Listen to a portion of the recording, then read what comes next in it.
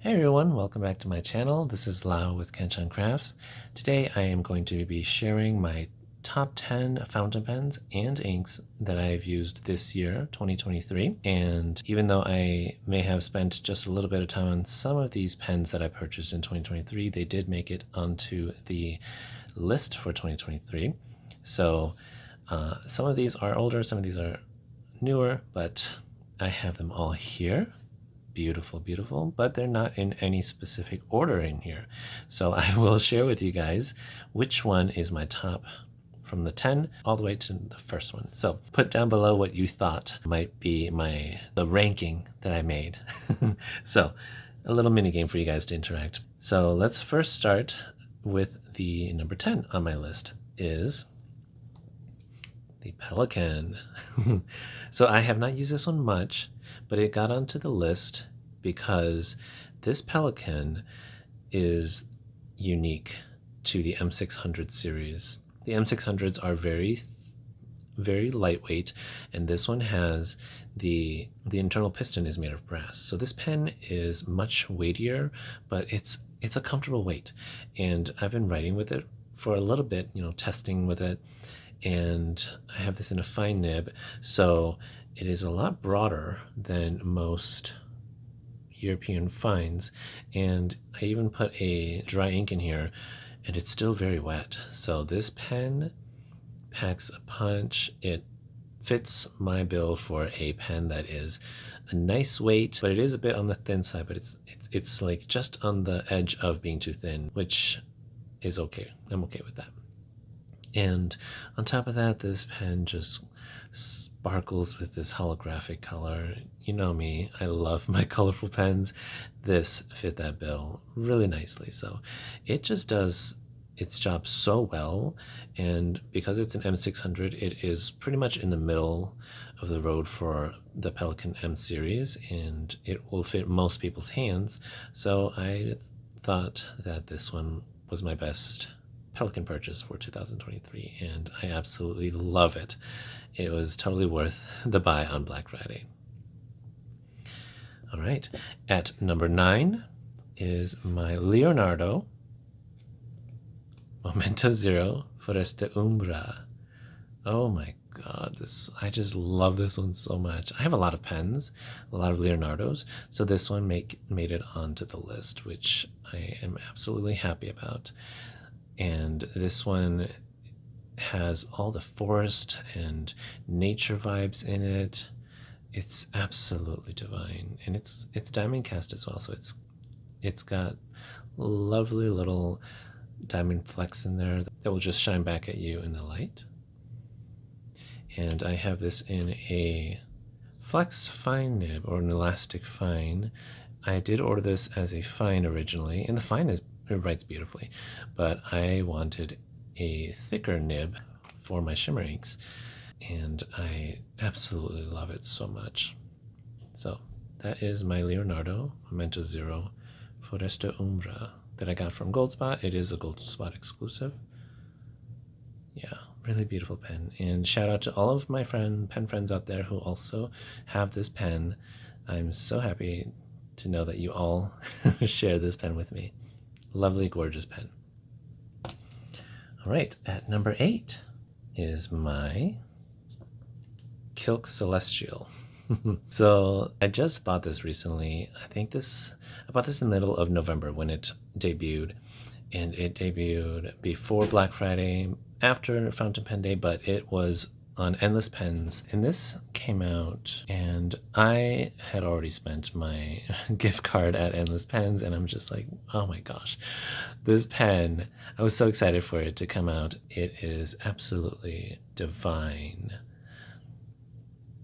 At the beginning of the year, Kilk Celine came out first, and that one sold out in a few hours. This one also sold out in less than 24 hours. It was crazy. And the reason it's on my top 10 list is because it is one of the most unique pen in my collection. It is my only Kilk. The hardware here is made of sterling silver, and it's a weighty pen. I love weighty pens because they can just write under their own weight, and I do have kind of a harder pressure when I write. And so heavier pens tend to just be better for me, even though I have small hands. And it fits perfectly in my hand unkept or unposted.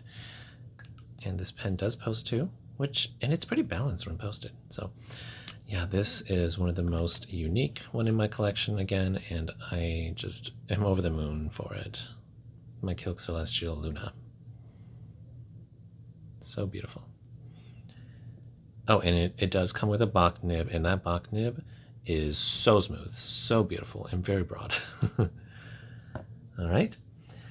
Number 7. So number 7 is one of my sailors. I could not decide which one I wanted a little higher up on the list, but I decided that I'm going to go with my Hachimonjiya Kubozakura.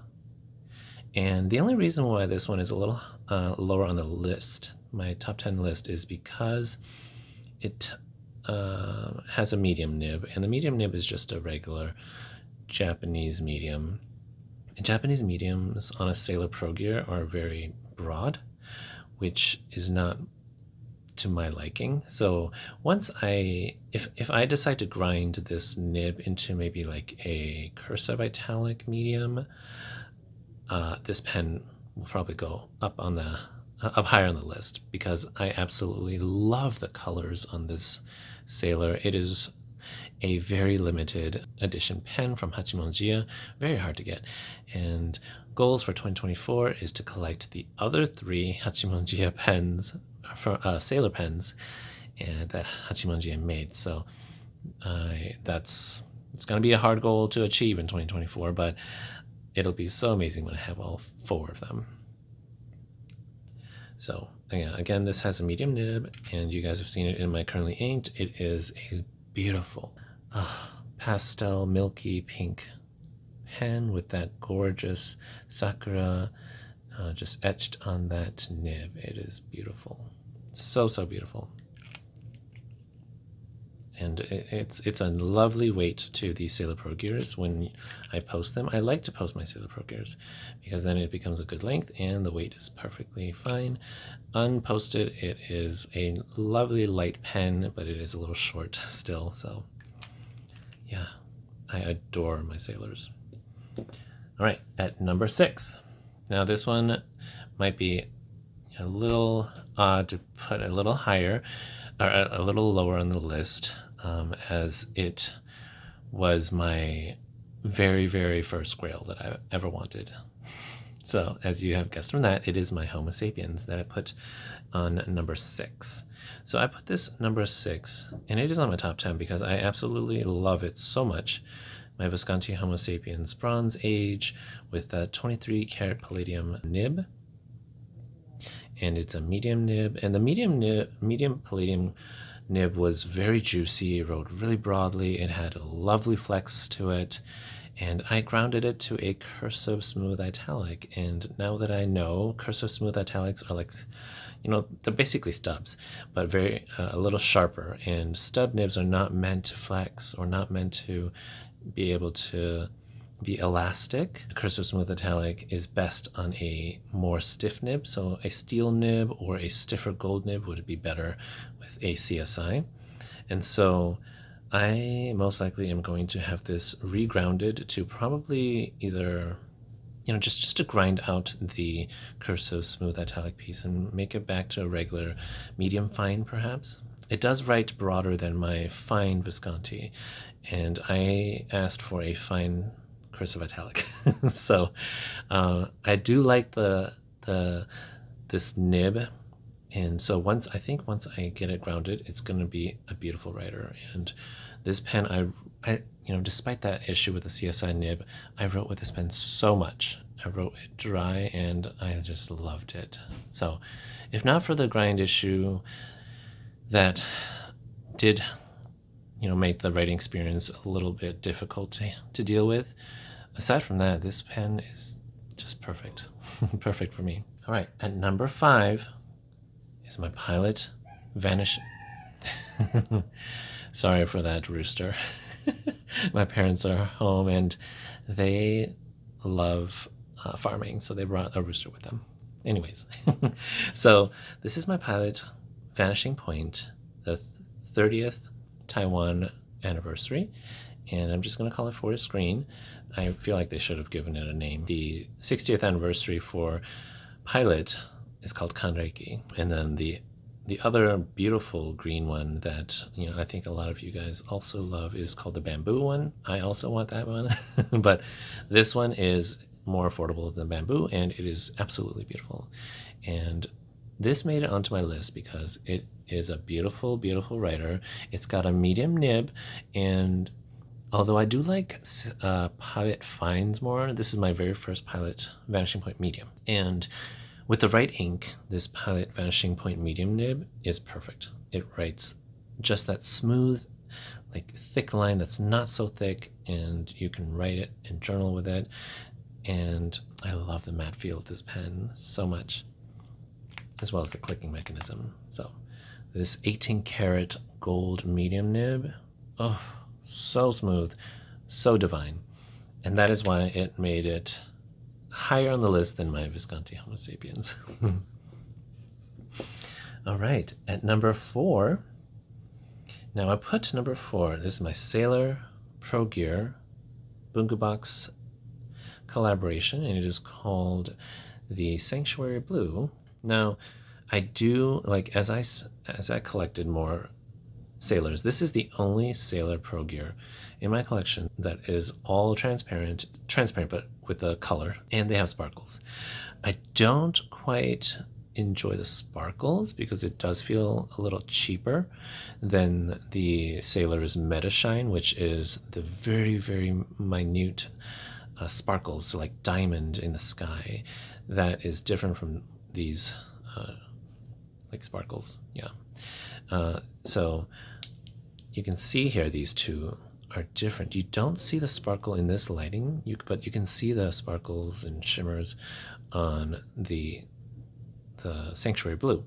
The shimmers in this one are so subtle and so beautiful, and it's also a milky body. I like my Sailors with milky bodies over this one, but the reason I have this one higher on my list is because it it has everything I want in a Pro Gear to be unique. So it's got a new finial. It's got a new finial right there with a rodden. Perfect detail.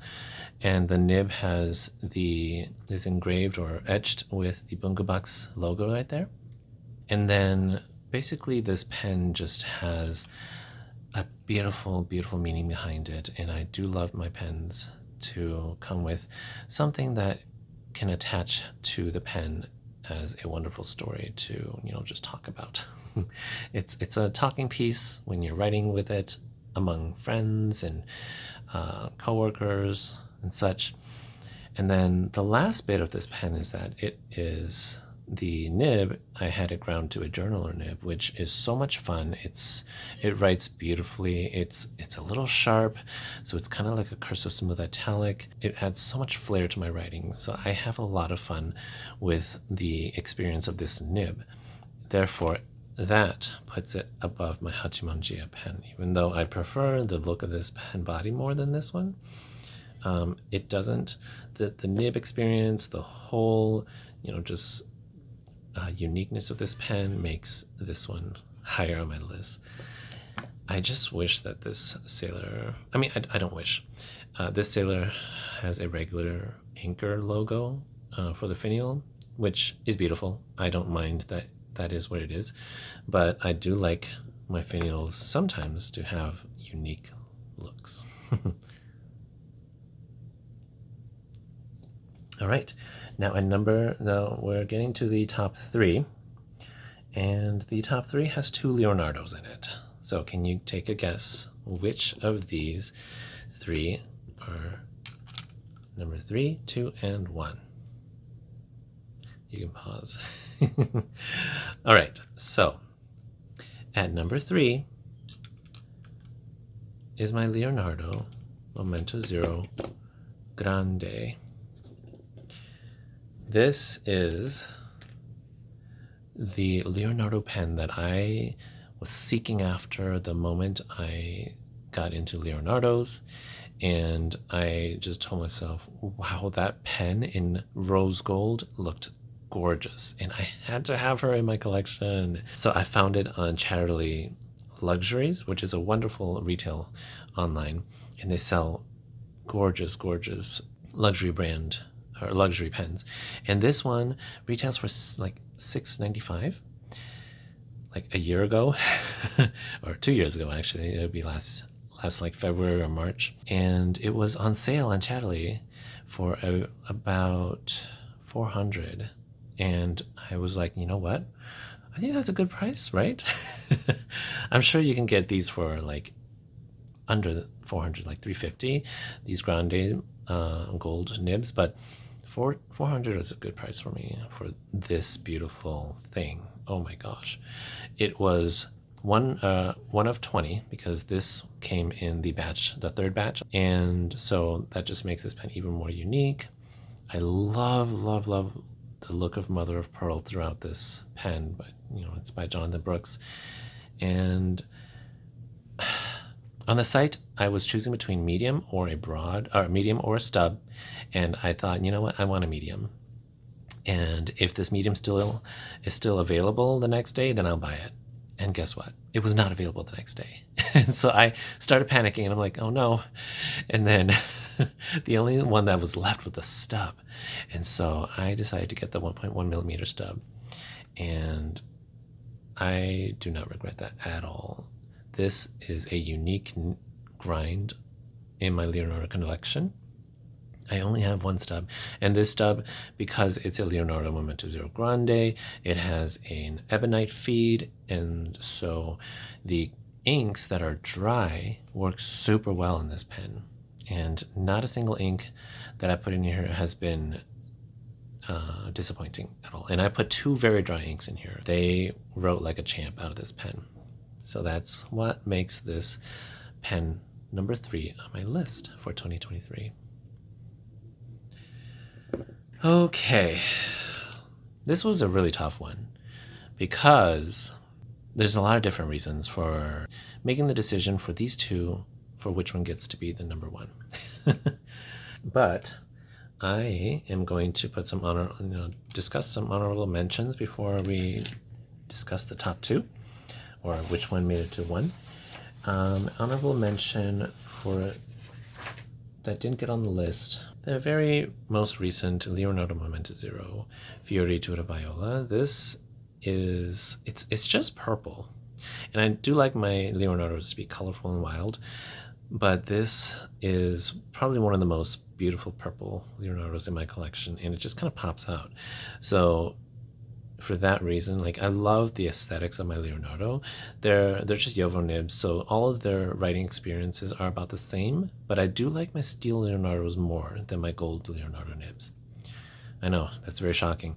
And so because of that, I think I enjoy my Leonardo Momento Zeros more than the rest of my gold nibs. But this one did not make it because I just enjoy the other 3 Leonardos more, and I haven't used this one as much yet, so that's one honorable mention.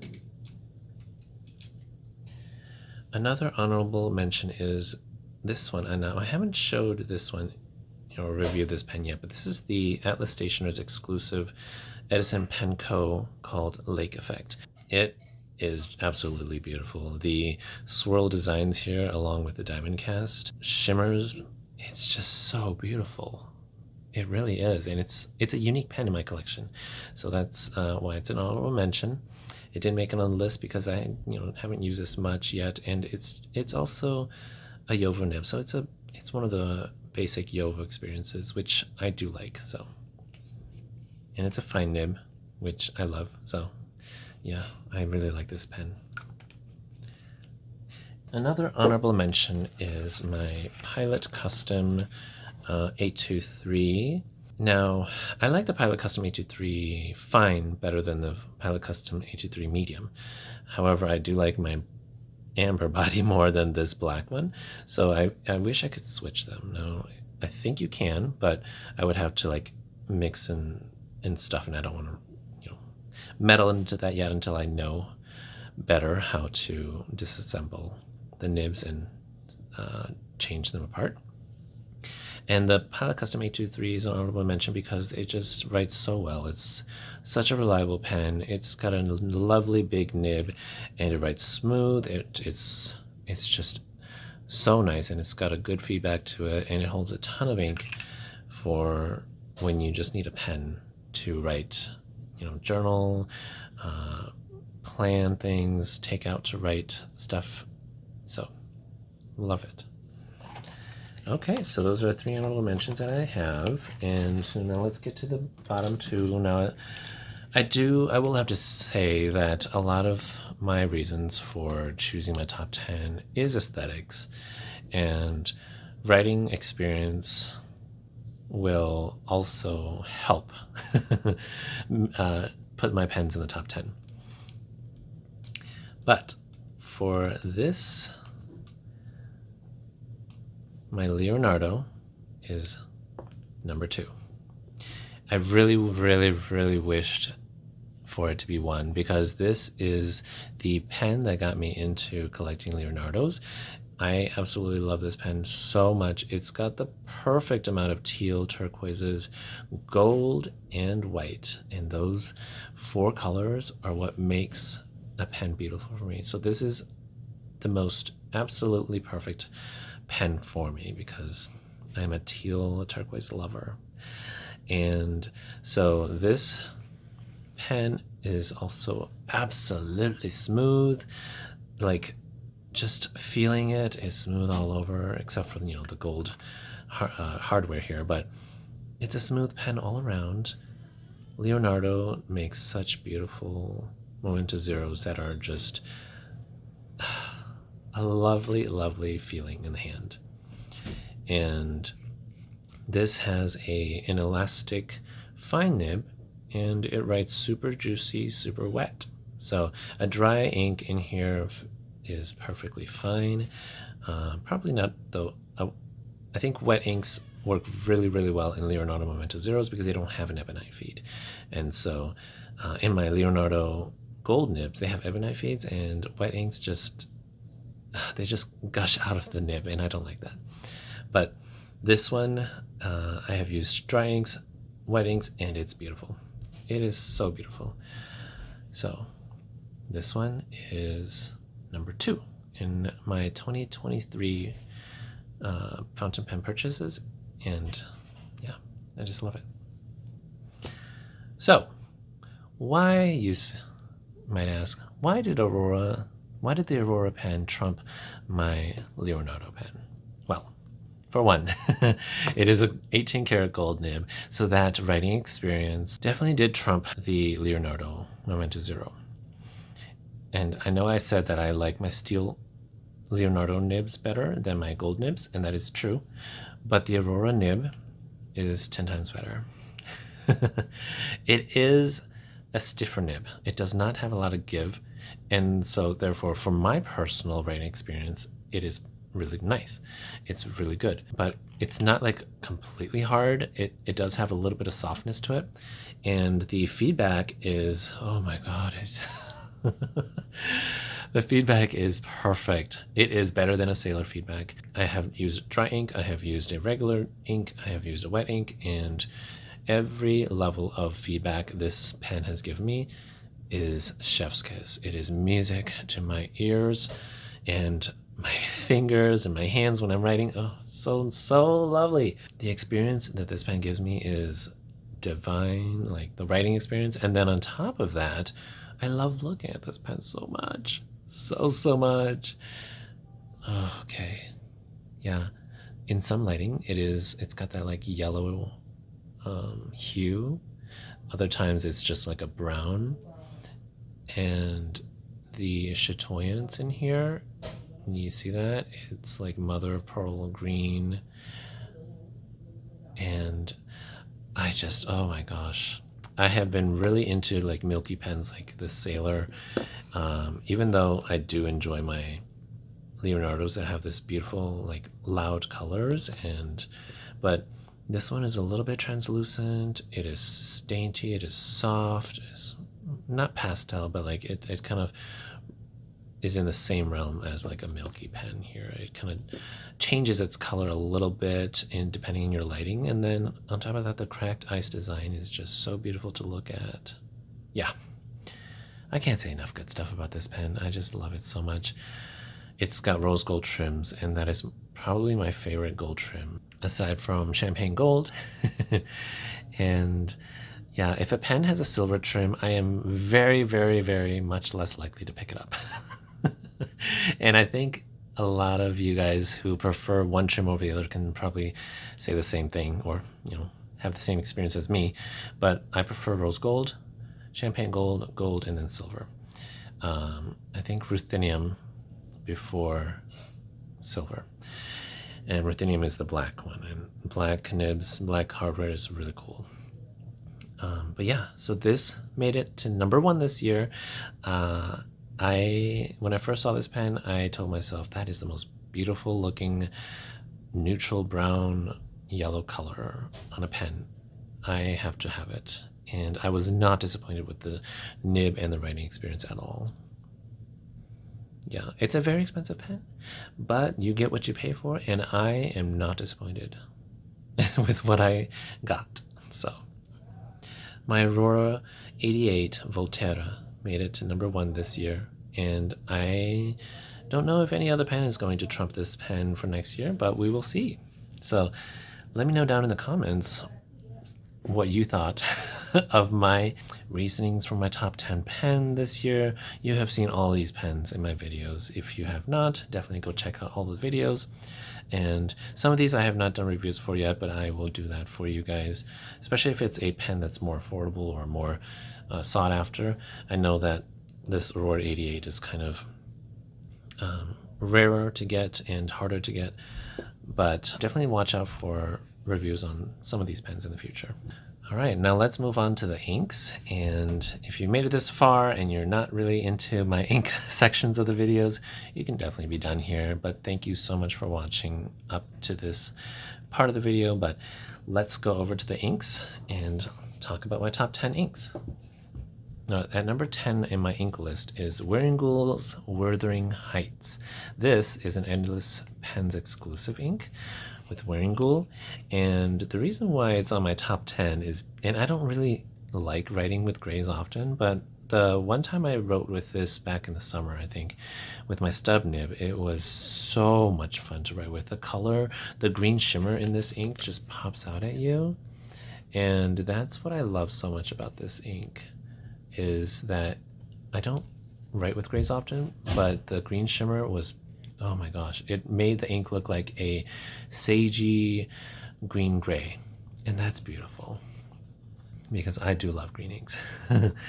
Now I also added, just took out two other colors that I thought wanted to, just so that you guys can see in comparison. The Troublemaker Autumn Rain has this more silver shimmers with the blue, or with the like a greenish gray ink undertone, and then Pilot Iroshizuku Kirisame is a cooler gray. So you can see with this green, it makes this gray a little bit warmer.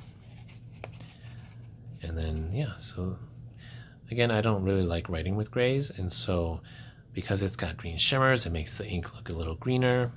It made it onto the top 10 for 2023. #9 on my list of top 10 inks is Colorverse Project 27 Alpha Capricorn. So this one was in my Leonardo Momento Zero Foresta Umbra, which I thought is such a beautiful color to match that pen. It's got like this sagey green, like a pastel forest green. So it's definitely a softer color, but it's very legible, and it's got copper shimmers in it, and it is, I think, one of the most beautiful green with shimmer. It also behaved really well in my pen.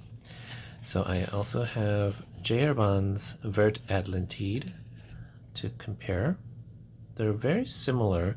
Vert Atlantide is a little bit more gray, and Alpha Capricorn has a little bit more forest green in it, but they're both on the gray pastel side of a green gray.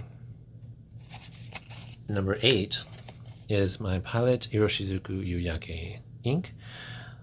Oh my gosh, this ink is just vibrant, beautiful. If you have it in a drier pen, you can see the lovely shading between dark orange, orange, and yellow. It's absolutely beautiful. And Yuyake means sunset, and this, I think, is a beautiful showcase of sunset.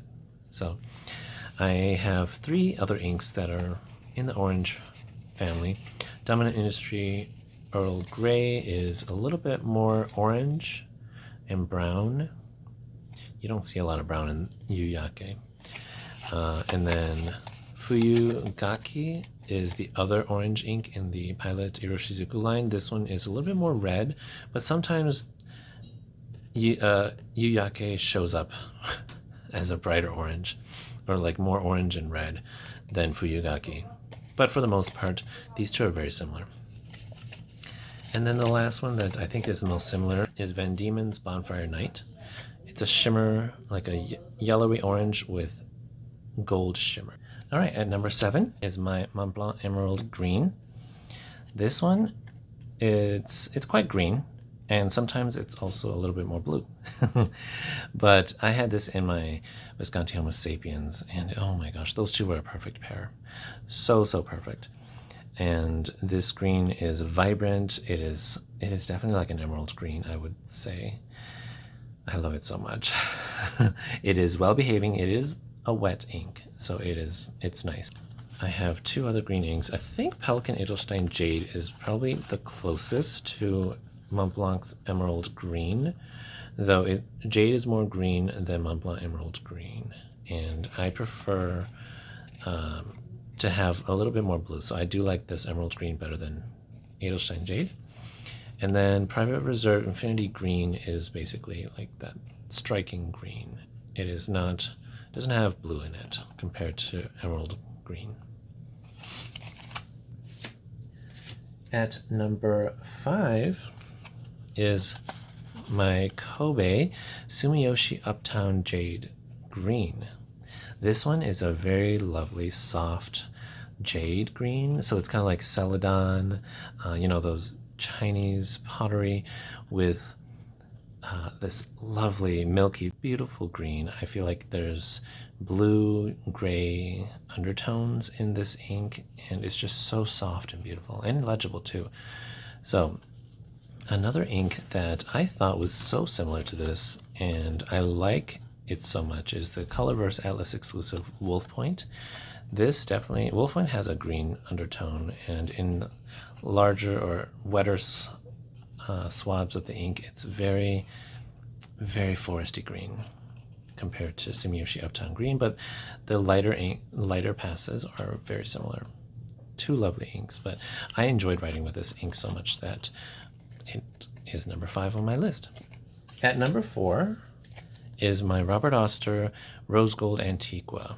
Yes, I like a dusty pink that has a little bit more brown. Rose Gold Antiqua fits that because the copper rose gold shimmers do add a little bit of depth to this ink, and it doesn't make it so pink. I don't quite like vibrantly bright pink inks, so something more subdued like this is beautiful.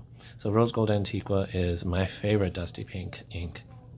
And I'm just got some of these dusty pink inks that I have swatched that, you know, when I was trying to find the perfect ink, dusty pink ink, I don't think anything really beat Rose Gold Antiqua, but this one, Robert Oster's Australis Rose, is very, very similar. I think it's exactly the same ink undertone as Rose Gold Antiqua without the shimmer.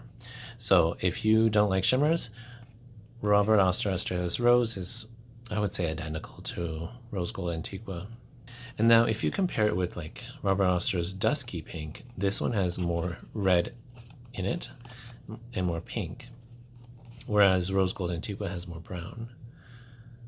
And then Sailor Ink Studio 237, now this looks more like the rose petal pink, and or like it's just brighter, and you can see here on the lighter passes it's a very soft light pink. Rose Gold Antiqua doesn't have as much of the lighter passes. All right, so that is number 4, Rose Gold Antiqua. Sitting at number 3 is my Montblanc Petit Prince Red Fox.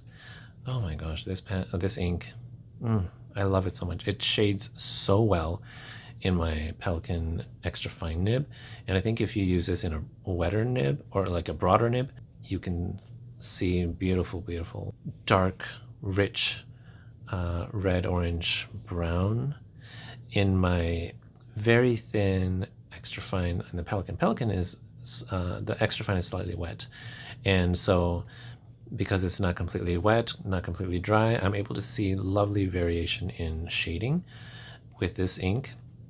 But I do think that if you want this lovely saturated brown red here, you'll need a wetter, broader nib. But I love this in my extra fine, and I think I would love it in any other nib size as well.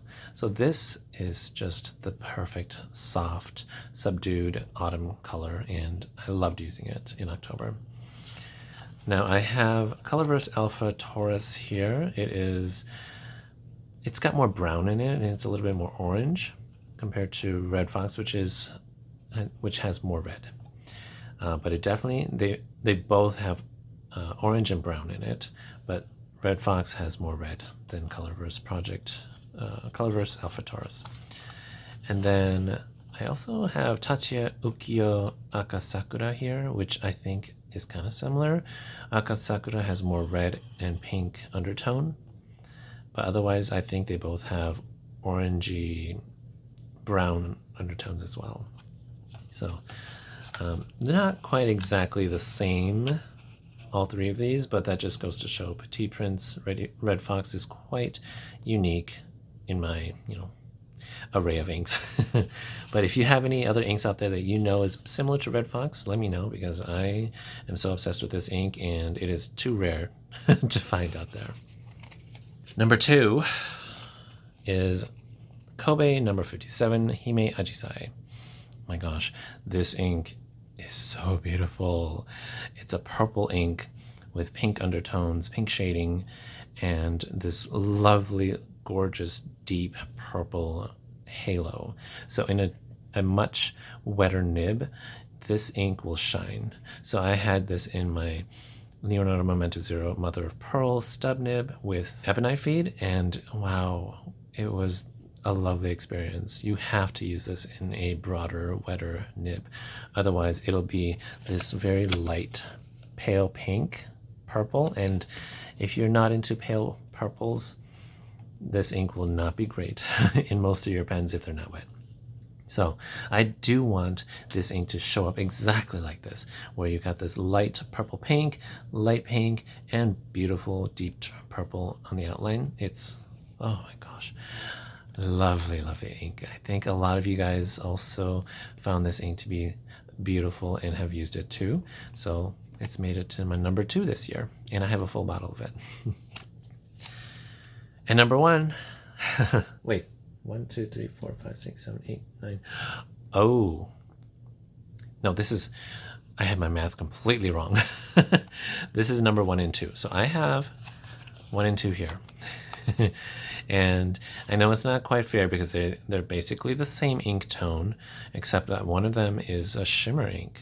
So Pelikan Edelstein Apatite is this gorgeous, lovely, at first I thought it was turquoise, but it's also teal.